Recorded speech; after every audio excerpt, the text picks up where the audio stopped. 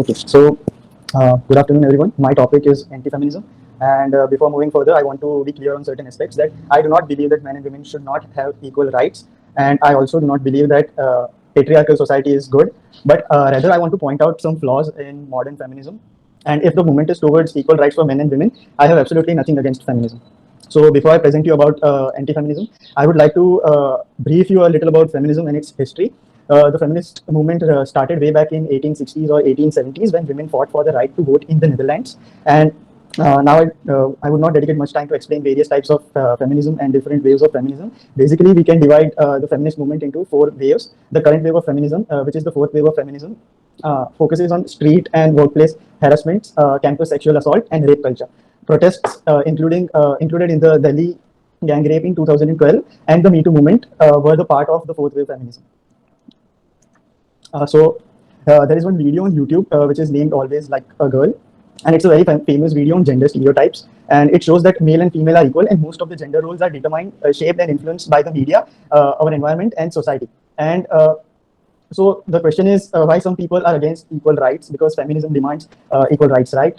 So the answer to this question is not so simple.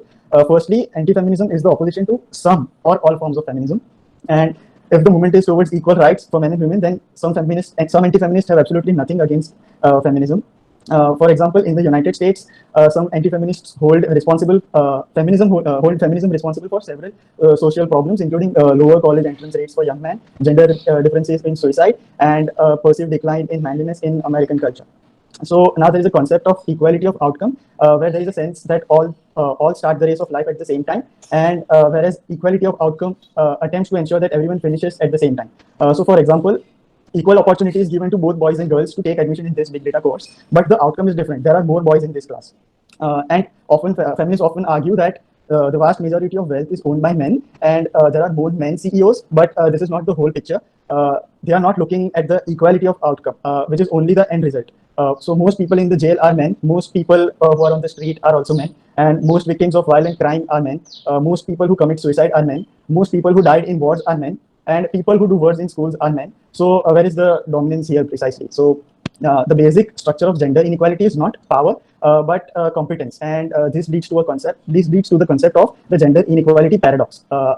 The gender equality paradox claims the gender differences are more in gender equal societies. So there is a whole article on Wikipedia, which is about gender inequality paradox, where these two persons, Stewart and Jerry, researched and examined the results of approximately 4,75,000 individuals across 67 nations, and both sexes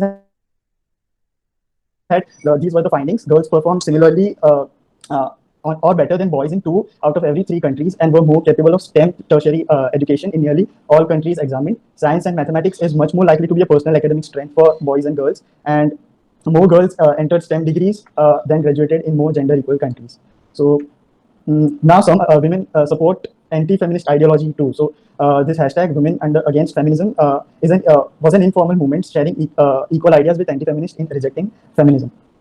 This hashtag women against feminism is accompanied by a selfie holding up handwritten posters stating why they disapprove of modern feminism. So here is an example of such social media post where she says, "I am an anti-feminist because I believe in feminism to be a hypocritical hate group that doesn't recognize men's issues. I want real equality and not privileges." Uh, and here are some tweets which I collected from social media and some memes. So here one lady says, "It seems to me that feminism is looking out for the interest of feminism, not women." And some feminists are also against marriage, and they criticize marriage. So this person writes, "I don't like when elite feminists suggest motherhood is a burden on women because it takes them away from their jobs. I think calling jobs a burden on women because it takes them away from their babies makes much more sense to say. My progressive friend who just had a baby agrees." So, and here are some more tweets. One person says, "Dear feminist, you either get equality or chivalry. You can't have both." And this tweet is a little more misogynist tweet, but he says, "If a woman believed in equality, fat and broke men would have just as many women as rich and successful men. Women believe in equality like how politicians believe in honesty." And so, if you observe closely, you see that feminists don't support marriage. I don't know the exact reason. Also, feminists demanded equal rights as men earlier, but later they wanted freedom and independence. And then there was this wave of pseudo-feminism where some believe that women are greater than men, and some even criticize marriage. So why this change happened? To answer all these questions, first we need to understand the root cause of the problem. The root cause of this problem is the media. Media is influencing and often defining gender roles. Here are some ads which manipulate women into thinking that smoking cigarettes will give them a sense of freedom. And beginning with the women's suffrage movements and a sense of women's independence in the 20s, some cigarette companies began to sponsor learning sessions for women on how to smoke cigarettes. And here are some posts which are shared on social media. You wouldn't be here without a woman. Men can't give birth, and women can now give birth without the need of a sperm donor. I guess we really don't need men anymore. So, what are the solutions to all these problems? If media and society are the problems, then what are the solutions? I think not only feminists, but all of us should question the media and whatever the content we consume online. And we should not only question ideologies, but whatever we listen to, read, or watch. We should also question whatever we speak. And marketing can bring positive change, as Drew said in this case study, but sometimes unethical marketing and political propaganda can change the beliefs of society for the worse. And lastly, here are some more videos, podcasts, and blogs that points out flaws in modern feminism. So, thank you. Perfectly well timed, Raj. I see that you have finished right on time and no extra time taken. So it was a very fluent, well planned, and well delivered presentation. No flaws there, just maybe a slight typo. I think you had written what has changed happened. So it should have been either what changes happen question mark or what has changed. I think that was the only thing that why this changed happened. Why did this change? It should have been either why did this change question mark, why did this happen, something like that. Okay, so you may have to just change this particular question. Otherwise, everything is perfectly well done in this PPT. I think you delivered it excellently, and it was an excellent topic to take up. A very different, I would say, it's not a popular view. You know, when you say anti-feminist, people will straight away look at you as if you are some sort of criminal or something. Yeah, misogynist or a criminal, even a criminal. Like, Yes, you want you should be put behind bars or something. So therefore, I I put think that disclaimer. yeah, so it is good you put that disclaimer. And I think that you took up an unpopular view but presented it very well as a devil's advocate. And I think that the logic is very clear about why, it's a bit like the reservations topic that we were looking at, that just as we have reservations, we also have feminism that is now going into somewhat questionable directions. So I think that you've given women something to think about, and even the other men.